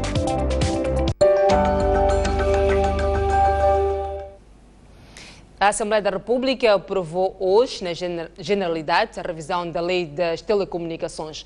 Com a nova lei, o Governo abre espaço para que autoridades competentes possam autorizar a realização de escutas telefónicas a qualquer cidadão no território nacional. Coube ao Ministro dos Transportes e Comunicações apresentar os fundamentos para o Governo pedir a revisão da Lei das Telecomunicações em vigor no país desde 2004. Na referida revisão, o Governo quer que uma entidade competente, que não especifica qual, faça as escutas telefônicas a qualquer cidadão. A bancada da Renamo recusou-se a aprovar a lei tal como ela está e exigiu que esta competência deve ser atribuída apenas aos tribunais. Não há clareza sobre quem deve autorizar as escutas, o que, no nosso entender, pode criar problemas de interferência grave na vida privada dos moçambicanos. É nosso entendimento que as escutas devem ser feitas quando autorizadas por tribunal judicial e não por uma entidade competente que não se conhece qual é que é. Para evitar que qualquer entidade, incluindo o chefe do quarteirão ou de bloco, se ache competente para mandar fazer as escutas. As bancadas da Frelimo e do MDM aprovaram a lei e não veem a questão das escutas como um problema. O setor das telecomunicações conheceu importantes mudanças nos últimos 10 anos, devido ao rápido desenvolvimento das tecnologias de informação e comunicação. Segundo, a lei em vigor encontra-se desatualizada em matérias como convergência e partilha de infraestrutura. Terceiro, a necessidade de reforçar o papel de autoridade reguladora como uma maior fiscalização e defesa dos direitos do consumidor. Quarto, necessidade de criação de fundos de serviço de acesso universal para permitir maior expansão das telecomunicações para as zonas rurais, porque o nosso povo tem direito a comunicar-se com liberdade. A aprovação desta proposta vai garantir a liberalização do mercado, ou seja, o estabelecimento de uma plena concorrência do setor. E o principal beneficiário da presente proposta é o povo, e o nosso compromisso é com o povo. Nós, o Movimento Democrático de Moçambique, embora reconheçamos que existem algumas zonas de penumbra, por clarificar, entendemos que todo o povo moçambicano, sem distinção alguma, tem direito de acesso aos serviços de telecomunicações, o que se vai materializar com a aprovação da presente proposta de lei. 3 comissões especializadas do Parlamento que analisaram a lei também não viram problemas ao artigo que preocupa a Renamo. O ministro dos Transportes e Comunicações, Carlos Mesquita, dirigindo-se aos deputados, mostrou abertura para acolher as justificações que o Parlamento fizer. Estas contribuições vêm enriquecer esta proposta de lei e estamos convictos que sairá desta magna casa um instrumento sólido de regulação do setor de telecomunicações à altura dos desafios impostos pela convergência tecnológica de redes e serviços. A lei ainda não foi aprovada em definitivo e deverá ainda passar por apreciação na especialidade, à altura em que os deputados vão analisar artigo por artigo. Mas a Renamo avisa que, caso não se altere o referido artigo por força do voto maioritário, vai pedir a declaração da inconstitucionalidade da referida lei. A Assembleia da República aprovou hoje, na generalidade, o projeto de lei das telecomunicações. Um aspecto polêmico é que a lei autoriza as escutas telefónicas. É legítimo que este aspecto seja colocado na lei das telecomunicações? Eu vou começar mesmo pelo Dr. Elísio. Obrigado. Bom, o que me parece, por acaso ainda não tive a oportunidade de ver esta lei na íntegra, não é? Portanto, tenho o mesmo conhecimento assim meio não muito sedimentado, mas por aquilo que a reportagem, portanto, dá conta, é que é uma lei que vai autorizar, portanto, aquilo que é a escuta telefónica por parte das entidades. Penso que há uma omissão em relação à entidade. Sim, que vai autorizar. Não identifica qual entidade. Exato, mas e depois era preciso perceber para que efeitos é que se vai autorizar essa escuta, se é uma escuta para mero entretenimento, se é uma escuta para um processo judicial, se é uma escuta para um processo administrativo, se é para um processo disciplinar, quer dizer, penso que era preciso que a lei esclarecesse, é daí a minha dificuldade em fazer uma espécie de um comentário concreto sobre uma posição mais concreta, porque era preciso que tenhamos esta informação. Nós temos o direito à privacidade nas comunicações, isso é um direito constitucional.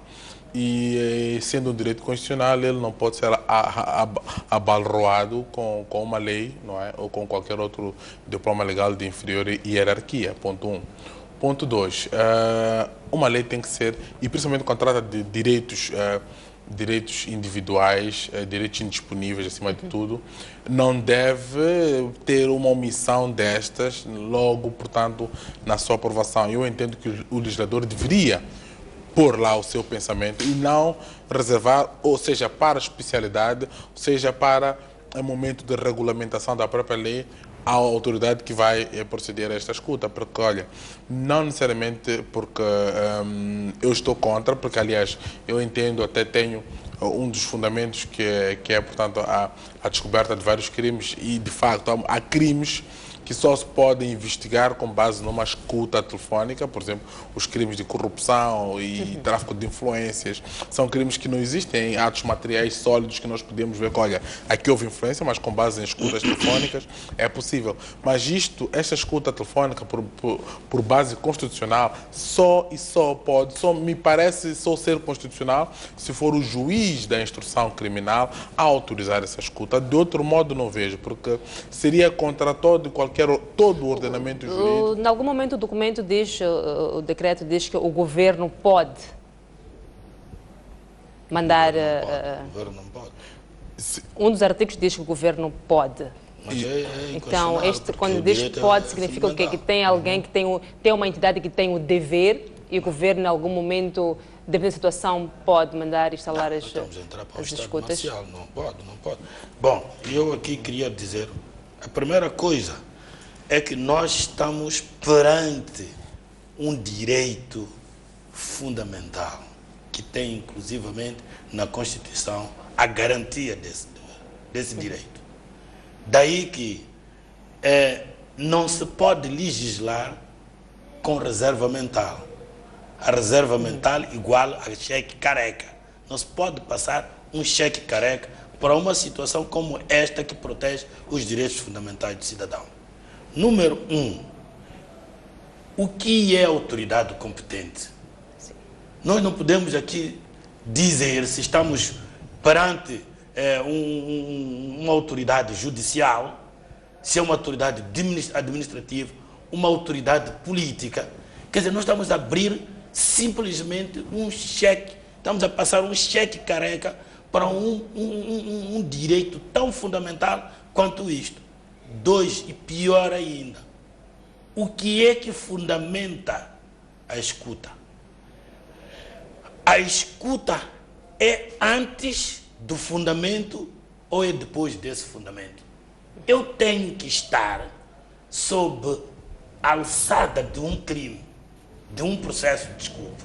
Portanto, estou a ser investigado, e eu não preciso de saber, porque até a investigação pode estar ainda naquela fase, digamos, secreta, né? Vamos lá, por exemplo, em Portugal temos o inquérito, né? E a polícia judiciária tem de fundamentar o pedido à autoridade competente que deve autorizar. Mas que autoridade? Judicial, não é judiciária. Autoridade judicial, isto é, o juiz é a pessoa a quem se entrega os nossos direitos. Nós não podemos entregar os nossos direitos a todo e qualquer que seja o indivíduo. É por isso que o Presidente da República é considerado o magistrado número 1. Então, esta lei, nesses termos que agora vem, eu, com toda a franqueza, estou arrepiado, todo o corpo, estou arrepiado.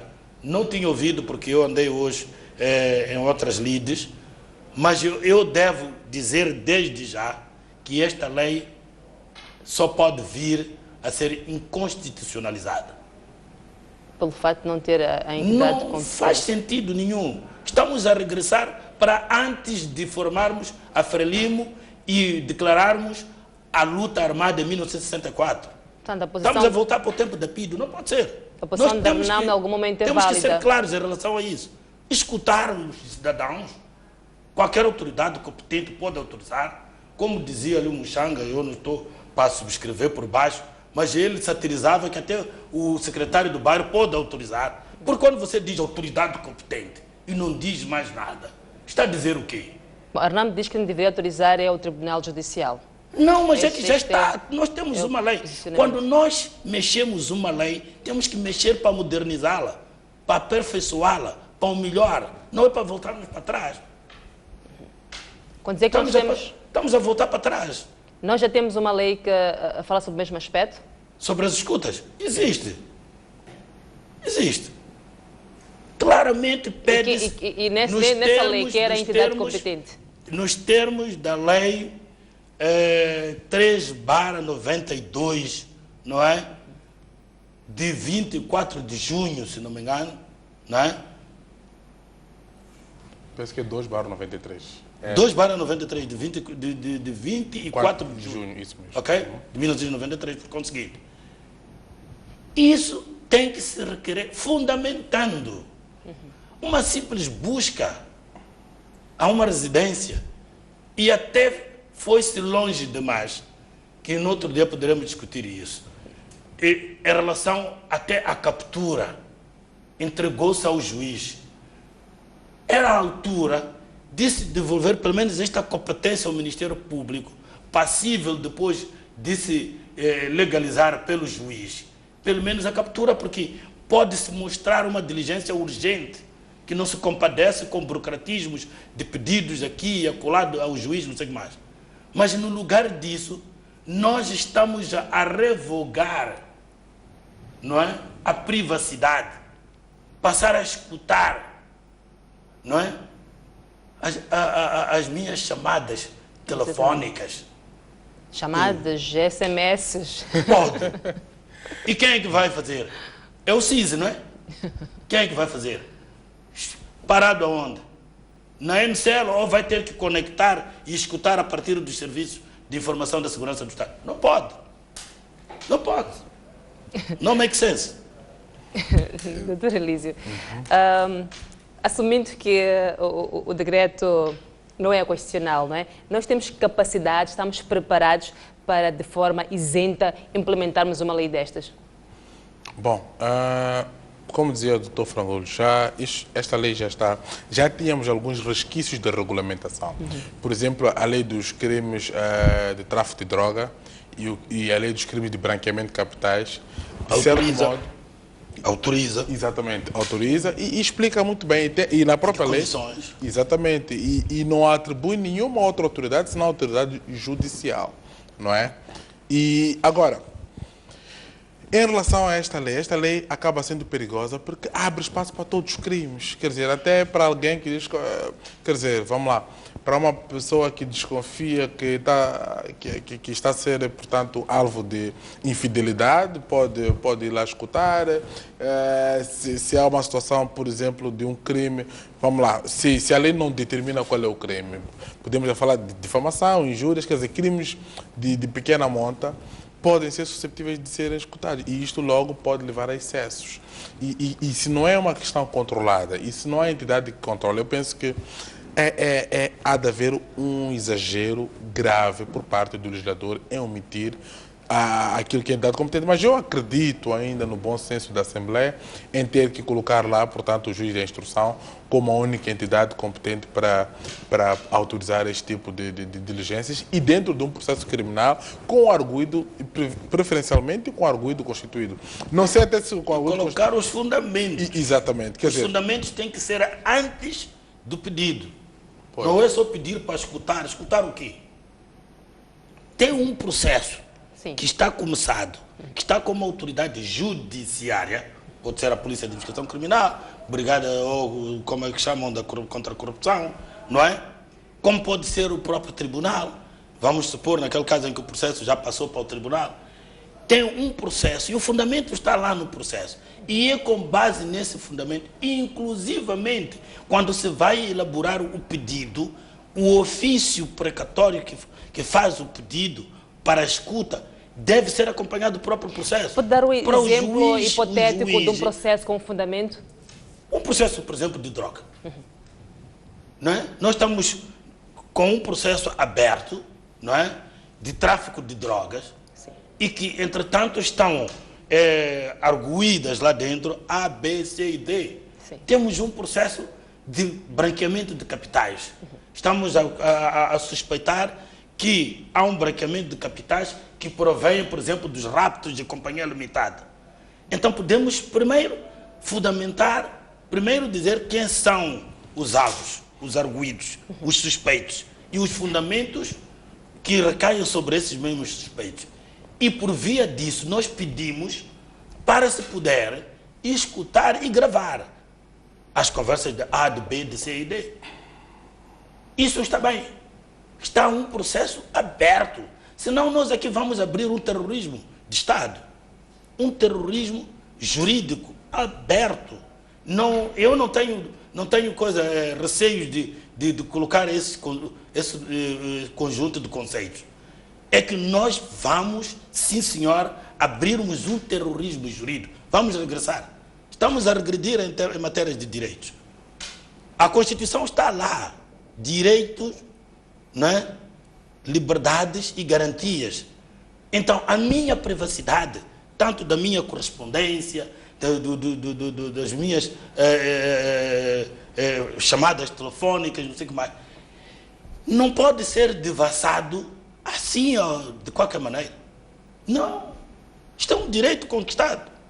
Já temos esse direito conosco. A senhora tem, isso tem, eu tenho, qualquer moçambicano. Agora aparece o Conselho de Ministros, quer retirar este direito, sem mais nem porquê. Não. Eu sou um dos subscritores da inconstitucionalização desse decreto ou lei mesmo da Assembleia da República. Vamos, sim, senhora, fazer uma petição. Não pode. O Estado, há coisas que tem que escutar primeiro, várias sensibilidades. O Conselho de Ministros, antes de correr para a Assembleia, há determinadas situações que tem de escutar determinadas sensibilidades. Até aconselhar-se a pessoas até muito mais autorizadas que eu. Vai-lhes dizer logo, não façam isso. Fica mal. E talvez fazer menção que aquilo que eu chamaria um casamento imperfeito, não é? É o que está mesmo para acontecer. Porque parece que está agora a correr, portanto, aquilo que é o projeto, penso que é o projeto da nova reforma da Polícia de Investigação Criminal, que passará pelo menos pela proposta, que passará a ser CERNIC, não é? Que é a alteração de nome, que ficará, portanto, subordinado ao Ministério do Interior, mas a parte que me preocupou neste projeto foi a parte relativa às funções deste serviço. Praticamente, neste projeto, que já está mesmo a passos largos, é que os crimes sexuais, crimes contra as pessoas e muitos outros crimes, uma leque de 10 ou 15 crimes, ficam da competência exclusiva desta entidade. E mais, e sendo competência exclusiva desta entidade, casando com esta lei das comunicações, já estamos a ver o que é que pode acontecer. Significa que as escutas vão ser para praticamente todas as situações, para todos os crimes. E nesta própria lei refere-se claramente que competirá a esta entidade também, portanto, a proceder às escutas quando autorizadas por essa entidade competente que não sabemos quem é. Não é? Então, eu penso que neste momento estamos numa fase muito delicada em termos de legislação. As leis que estão a começar a ser agora são leis que arranham um pouco a Constituição e eu penso que é preciso haver pelo menos uma análise prévia da constitucionalidade dessas leis sob pena de, portanto, estarmos verdadeiramente num estado de polícia. Esta omissão terá sido mesmo um erro ou algo propositado? Propositado. Doloso. É uma omissão dolosa. Dr. Frangulos, últimas considerações mesmo para encerrarmos este tema. As minhas últimas considerações é que temos que ter muito cuidado em estragar o Estado moçambicano. Temos um Estado bom que, quando muito, deve caminhar para aperfeiçoar a sua democracia, as suas leis. Já temos muito boas leis. Não podemos voltar para trás. Temos que dar passos para frente. Há coisas... Eu sou voluntário. Se for necessário uma comunicação em palestras sobre esta questão eu já tive muitas defesas sobre este caso. Estamos muito avançados na Faculdade de Direito. Vai para ali, vai levantar lá trabalhos, vai encontrar sobre as escutas telefónicas e correspondência privada. Não pode vir uma coisa dessas para o cidadão moçambicano dizer eu estou num Estado de Direito. Quer dizer, eu já não vou usar o telefone. Vai começar a escutar as minhas conversas com os meus amigos. A pretexto de quê? Onde é que está o fundamento jurídico, processual? Não pode. Qualquer indivíduo que está a me ouvir concorda comigo. Só pode não concordar se estiver, portanto, ou é vizinho ou come com o poder. Ponto final. Doutor Elísio, últimas considerações. Bom, como últimas considerações, talvez só dizer que de facto é preciso, tanto em relação à primeira questão, é preciso que a nossa polícia de trânsito seja mais responsável no sentido de conseguir sopesar aquilo que são os valores que vai defender quando está na estrada e aquilo que são os atos para evitar que estas transgressões aconteçam e que este caso da senhora que foi, portanto, arrastada, que seja o mau exemplo para que a polícia veja o que não deve fazer quando está na estrada. Em relação à questão da legislação, eu penso que era preciso que pelo menos, de algum modo, esta norma ou esta lei, como disse, não terei consultado de forma muito clarinha para ter uma opinião muito sedimentada, mas por aquilo que nos parece, penso que poderá haver necessidade de uma revisão ou de uma alteração de algum aspecto que possa estar em flagrante consonância com a Constituição. Muito obrigada, Dr. Elise de Souza, que é advogado criminalista, e também António Frangolos, que é criminalista. Agradeço a vossa presença, espero que voltem mais vezes e quem sabe podemos fazer aqui um debate sobre aquilo que são as escutas, tendo em conta aquilo que a Faculdade de Direito está a fazer, Dr. Frangolos. Já fez. Há muitos trabalhos já feitos lá. Olha, espero que volte com esses trabalhos. Vamos a um breve intervalo, voltamos a seguir com mais informação. Até já.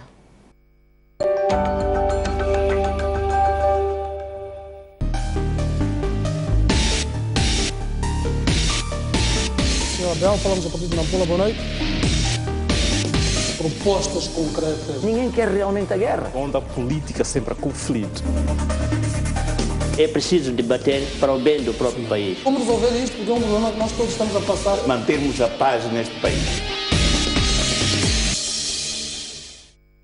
Nosso compromisso é com as pessoas, os fatos e as suas implicações. Mas não ignoramos as causas, os custos, as razões e as responsabilidades. Estamos atentos aos nossos dramas, ações, conquistas e celebrações. Questionamos quem, onde, quando, como e, sobretudo, porquê. Mostramos no grande plano. O futuro é agora. É evidente que é constituído por moçambicanos, mas pode-se obter a colaboração, a participação, a contribuição de outros atores estrangeiros, especializados, etc., que possam participar. Mas é sempre uma iniciativa dos moçambicanos. Participe no Grande Fórum Mosefo nos dias 2, 3 e 4 de dezembro no Complexo da Universidade Eduardo Mondlane. Inscreva-se em www.mosefo.com. Mosefo, um desafio ao futuro.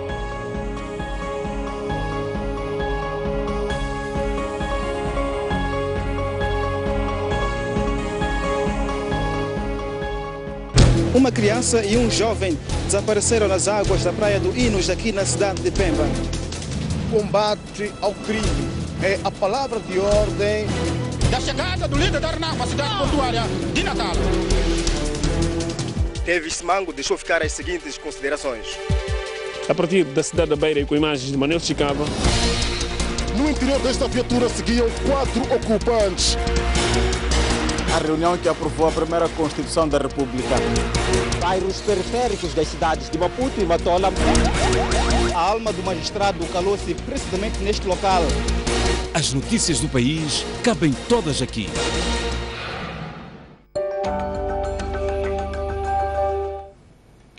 Ainda hoje a Assembleia da República chumbou a moção de censura ao provedor de justiça.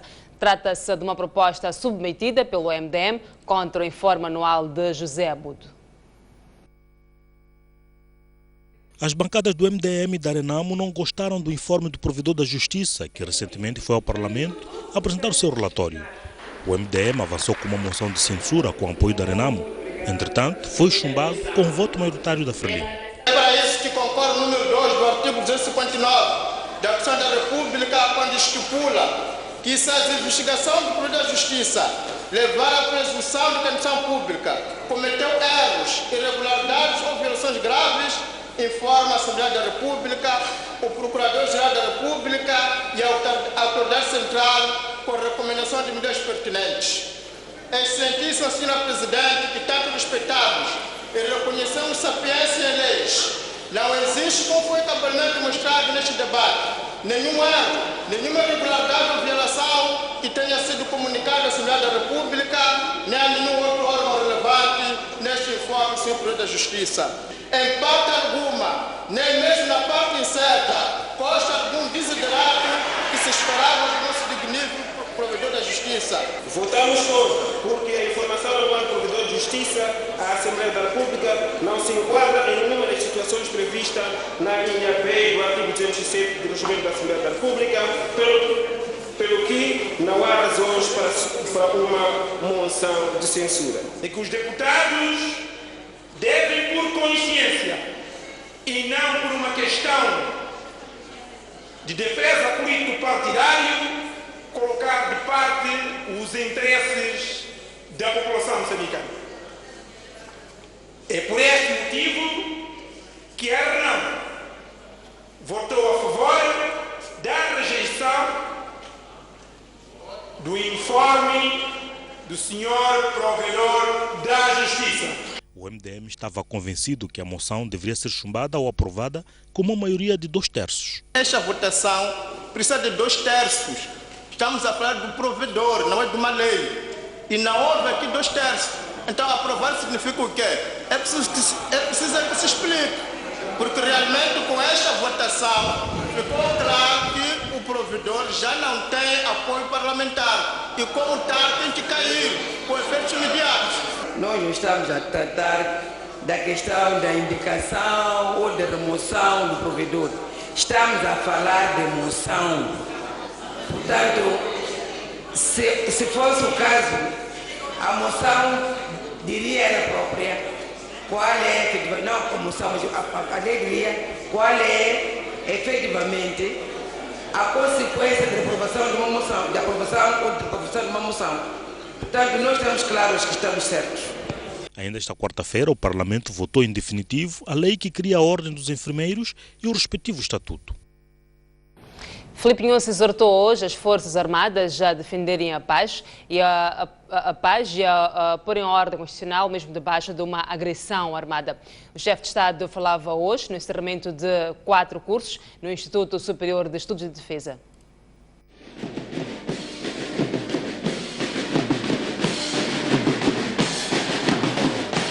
No instituto criado em 2011, quando era ministro da Defesa Nacional, Filipe Inhosse foi recebido por uma comitiva de altas patentes militares que incluía Armando Guebuza, ex-chefe de Estado e patrono do Instituto Superior de Estudos de Defesa. Sua Excelência, Presidente da República de Moçambique, Comandante-Chefe das Forças de Defesa e Segurança. Depois de receber honras militares e passar revista à Guarda de Honra, o Presidente da República dirigiu o encerramento dos cursos de altos comandos de Estado-Maior Conjunto, de promoção a oficial superior e de adequação de quadros. Foi perante acadêmicos e militares que Inhosse reconheceu que a paz e a estabilidade em Moçambique estão perturbadas. A nossa sociedade quer a paz, quer a liberdade, quer a estabilidade. Estes são valores indispensáveis para o desenvolvimento sustentável do nosso país. Atualmente, esses valores se encontram perturbados. Este desvio pode regredir o crescimento de Moçambique. As Forças Armadas de Defesa de Moçambique têm a responsabilidade de participar na prevenção de qualquer tipo de conflitos. Devem produzir uma análise profunda sobre as causas e adotar medidas inclusivas e adequadas para evitar a inclusão e a evolução dos mesmos. Numa altura em que está em curso uma campanha de desarmamento dos homens da RENAMO, o chefe de Estado lembrou que o uso de armas para a defesa dos interesses nacionais é responsabilidade exclusiva das Forças de Defesa e Segurança. As Forças de Defesa e Segurança no seu todo devem preservar, mesmo debaixo de agressão armada de qualquer natureza, o nosso povo e a nossa soberania. Devem defender as nossas fronteiras e a nossa independência e a nossa ordem constitucional. Estas são as mais preciosas vitórias do povo moçambicano e não são negociáveis. Filipe Inhosse apelou à direção do Instituto Superior de Estudos de Defesa, Tenente-General Armando Guebuza, a reformular a postura da instituição para promover maior segurança aos cidadãos. Já o ministro da Defesa Nacional defendeu que a formação de oficiais visa aprimorar a formação de pensamento estratégico sobre a defesa e segurança nacional. Por sua vez, graduados dizem que aprofundaram os seus conhecimentos sobre a técnica militar. Depois da premiação dos oficiais que melhor se destacaram durante a formação, o ministro da Defesa Nacional disse que a formação vai melhorar o desempenho dos oficiais que ocupam altos cargos de comando e direção do Estado-Maior. Pretende-se também conferir competências e conhecimentos técnicos militares necessários para a promoção e desenvolvimento das Forças Armadas de Defesa de Moçambique nos planos científicos, doutrinário e cívico-patriótico, com o intuito de aperfeiçoar e galvanizar o apoio à formação do pensamento estratégico nacional através do estudo, investigação e divulgação das questões de defesa e segurança. O comandante do Instituto Superior de Estudos de Defesa, o Major-General Daniel Schall, disse que a falta de infraestruturas com capacidade desejada está a condicionar algumas atividades. Ainda assim, a instituição está a apostar na formação de docentes. O ISADEF conta com um corpo docente composto por 19 professores doutores, dos quais 4 militares e 15 civis, 31 mestres, dos quais 26 militares e 5 civis, e ainda, para incrementar este corpo docente, estão em formação mestres e doutores, com um efetivo de 54 membros do ISADEF. Já os oficiais graduados dizem que a formação serviu para aprofundar e adquirir novos conhecimentos e técnicas militares. Eu frequentei o curso de pós-graduação em Ciências Militares. Foi um curso bom, são conhecimentos multiformes que levam o militar a um nível de execução bastante acentuada, tanto em momentos de paz como tempo de guerra. É o curso do Estado-Maior Conjunto. Aprendi muita coisa relacionada à arte militar, coisas que me faltavam de facto, enquanto oficial que sou. Isso é muito importante, esse curso é muito importante para nós. Frequentei o curso de promoção oficial superior. Aprendi muita coisa a partir da própria técnica militar, para além da especialização, e teve aproveitamento mesmo muito boa. Transportadores semicoletivos das rotas Museu Machazine e Museu Zimpeto, na cidade de Maputo, paralisaram hoje as atividades, protestando a decisão da Polícia Municipal de retirarem os vidros fumados. Logo pelas primeiras horas desta quarta-feira, automobilistas que operam as rotas Museu Machazine e Museu Zimpeto foram surpreendidos pela forte presença de agentes da Polícia Municipal que exigiam a retirada de vidros escuros. Os automobilistas contestam esta decisão, uma vez que as viaturas foram importadas com aquelas características. Há muitos carros que estás a ver aqui, vêm com vidros fumados da fábrica. Nós temos que trocar. Em Moçambique nós não temos lojas para a venda de vidros de costa. Eles ainda procuram todo argumento para poder nos prejudicar. Eu, por exemplo, estou a trabalhar com um carro que tem todos os documentos, o carro está legal. Mas eles mandaram tirar os vidros fumados. Os vidros fumados são originais, vêm com o carro, com a viatura. Eles estão a mandar tirar todos os vidros fumados. Isso é impossível. Alguns automobilistas queixaram-se ainda do fato da Polícia Municipal ter apreendido viaturas. Levam parquear um carro e levam os documentos. Depois esses documentos já estão os próprios donos dos carros, que vão já negociar e falar com eles lá. Isso já definitivamente nós não sabemos, que qual é a multa, isso já é individual. Okay? É individual o motorista para os agentes.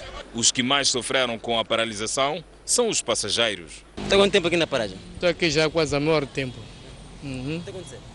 Diz que há problema de transporte, não tem consegue ter transporte. Vou até uma Machazine. Qual é a solução? Rapaz, não sei como vai se fazer, daqui para casa a pé, não sei como vai acontecer. Só uma hora e qualquer coisa. O que é? Não sei ao certo o que há. Eu só cheguei aqui não há chapas. Praticamente já estou atrasado, não é? Porque daqui a nada tenho um teste e como não há chapa, não sei como é que é de fazer.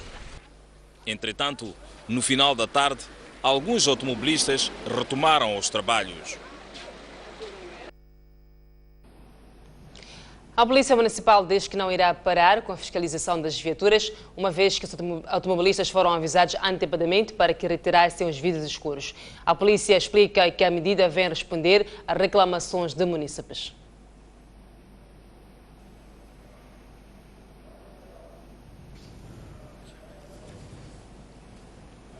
Antes desta notícia, vamos observar um breve intervalo.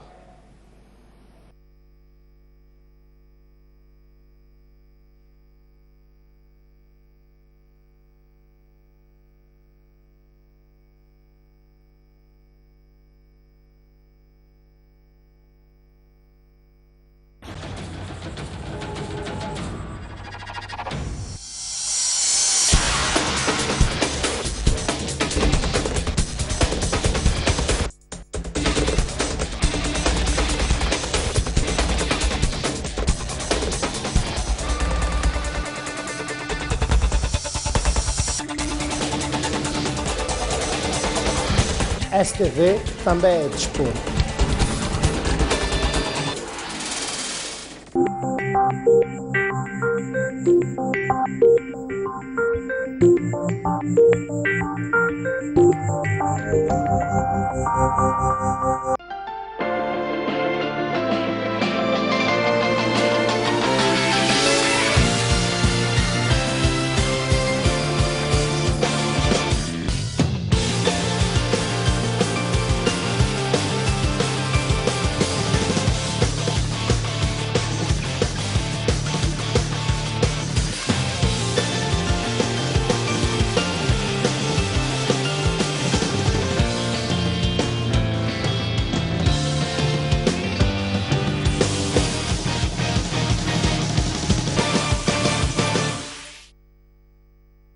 Uma criança e um jovem desapareceram nas águas da Praia do Inos, aqui na cidade de Pemba.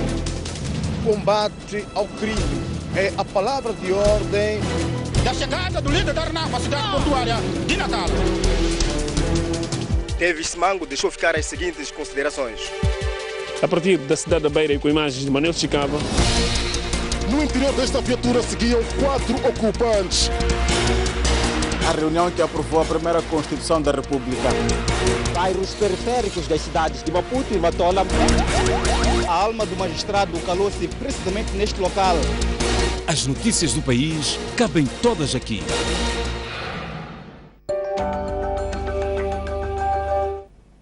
Agora sim, a Polícia Municipal diz que não irá parar com a fiscalização das viaturas, uma vez que os automobilistas foram avisados antecipadamente para que retirassem os vidros escuros. A polícia explica que a medida vem responder às reclamações dos munícipes.